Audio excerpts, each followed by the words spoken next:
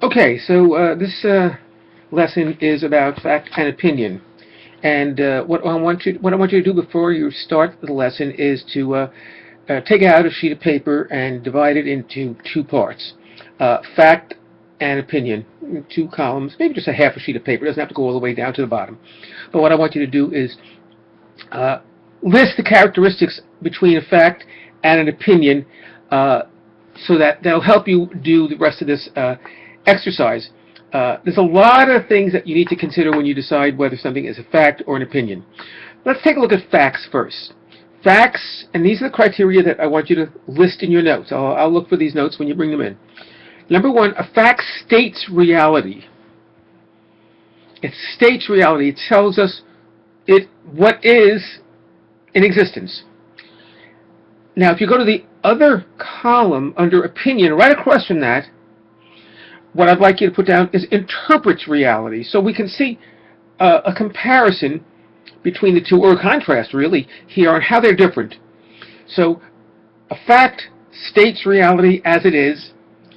An opinion interprets reality.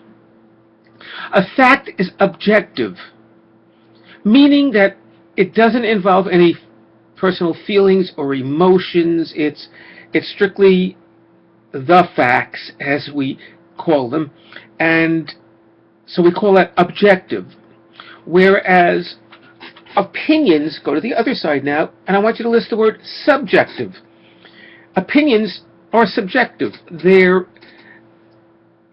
reflections of how a person feels, thinks, views something. So when somebody says to you, well, I want an objective evaluation of my drawing or my piece of art, that means they want you to put away or put aside any emotions you have, as far as maybe you have a feeling towards this person, they're your good friend, and so you want to, you don't want to hurt their feelings. And what they're saying to you is, want an objective evaluation, an objective look at my piece of art here. So forget that we're friends, that kind of thing. Okay, the next one, in a fact, you should be able to cite evidence, the concrete evidence that's in the passage, or that can be verified. The important thing with a fact is that it can be verified, it can be looked up, it can be substantiated, backed up, whether it's looking it up in a book, or asking what I call my favorite search engine, Rabbi Google. In your case, it may be Father Google, but you know what I mean. The point is that you can cite evidence. There's something there that you can point to and say, there's the proof. Now, that evidence could be observation or experience. You don't have to look it up. I mean, observation, if I see you walk in the door and trip and fall on your face, then the evidence is that I saw it. I don't have to look it up in anywhere. So, there's evidence to back it up. Whereas with an opinion, there's a lack of evidence. There's nothing there to substantiate your statement.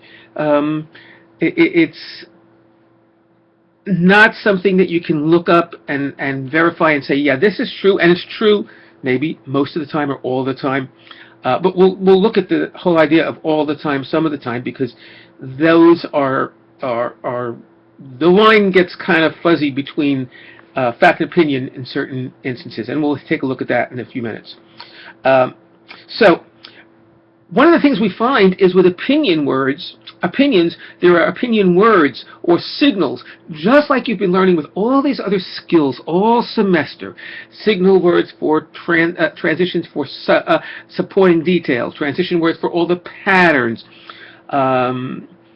All these transition words and signal words have a very, very worthy purpose, and that is to teach us exactly what the author is trying to say.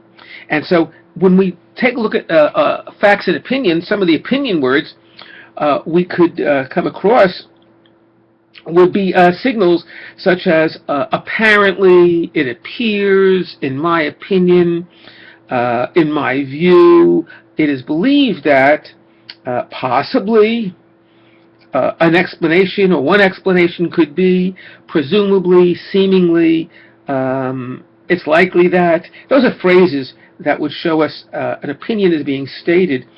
And we have to be careful when we talk about fact and opinion as we distinguish between the two of them, because sometimes we come across words that make it very hard to distinguish, and we're going to look at those. They're called qualifiers and limiters. But another thing that you want to put down is predictions. If you read something that's a prediction, by and large, a prediction is an opinion.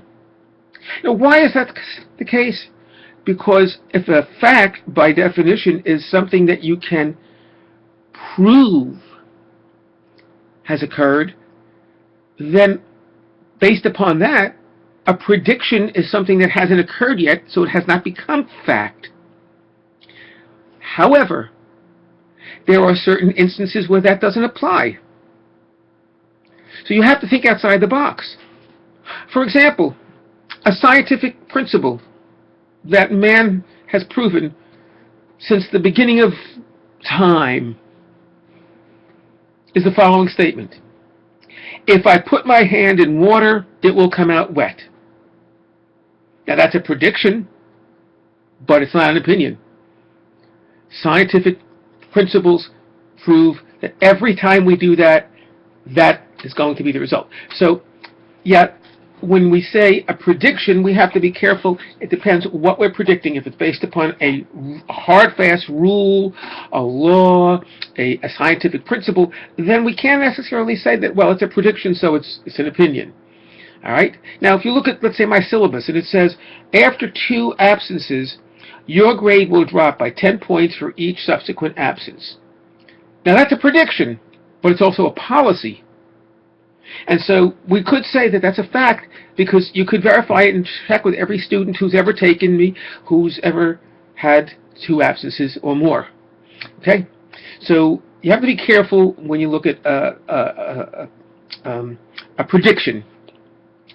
Some of the words that make it very hard to identify a fact and opinion are the following. We call these qualifiers: all, never, none, the word always, and everyone.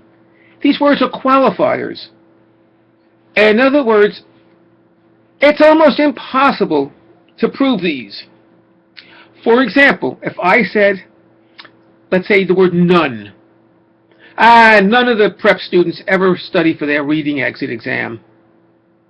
Well, that's a pretty strong statement, because in order for that to be fact, that word none would have to be proven. Now, the only way I could prove that word none of the students, is to have interviewed all of them, which is not possible to do. So if we make a statement, we say all, or we say never. If I say, oh, prep students never study for the final, that can't be a fact, because it cannot be proven. If there's just one student out there who does study, then that makes that all students statement an opinion. Okay, now what's the difference between an informed opinion and an expert opinion? Well, the two of those vary. Let's put those maybe into 2 columns too. We have 2 columns on the paper now. We have facts and opinions. Now, expert and informed opinion we can put on the bottom half of the page. Expert opinion is someone who has background knowledge, training, expertise, maybe some kind of a credential, be it a certificate, a diploma, a degree, something that says you are, or that person is, an expert in this. So, for example, I'm a reading professor. What are my credentials? A college degree in graduate school that says on it, Masters of Education, Masters in Reading Education. Okay? Now, it doesn't say that I got my master's degree as a historian. It says, in history, it says as a reading specialist. So that piece of paper I have that says I'm certified as a reading specialist says, yes, I'm an expert in this area, but my expertise does not carry over into other content areas. So the difference between an expert opinion and an informed opinion would be, okay, I'm an expert because I teach this subject. But an informed opinion, that might be a student who's gone through my course and says, oh yeah, well, I know a lot of good reading strategies that'll help you read better because I took Professor Gare's class. Well, that student is an informed opinion. He may give you some good advice, but as far as expertise is concerned, he's limited. However, again, expertise only follows the person in the area of their background, a degree, a diploma, something of that nature. Okay, and now last and not least, what happens when we have a statement that it's part fact, part opinion? Now, how do you identify that? Is it a fact, or is it an opinion, or is it both? Well, we have a rule for that, and that rule depends upon how the question is phrased if it's an exam. If you're on an exam and the question says, is the above statement fact or opinion or fact and opinion? In other words, you have three multiple choices, F, O, and then F/O. That's going to dictate what kind of answer you give, as compared to if your multiple choice answers are strictly fact or opinion. And here's the rule of thumb that you always have to apply. If part of the statement is an opinion, the whole thing becomes an opinion, at least for test purposes. So if I give you a sentence that says, Abraham Lincoln was the 16th president of the United States and he was the worst president we ever had, there's a fact and an opinion there.